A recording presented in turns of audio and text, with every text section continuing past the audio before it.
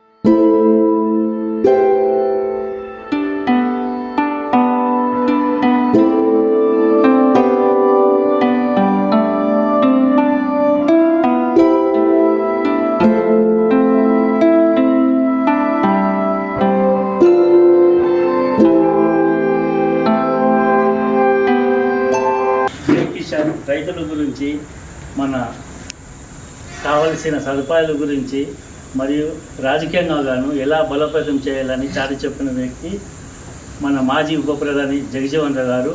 అప్పుడే 2 క్లాసుల విధానం కూడా ఉండేది.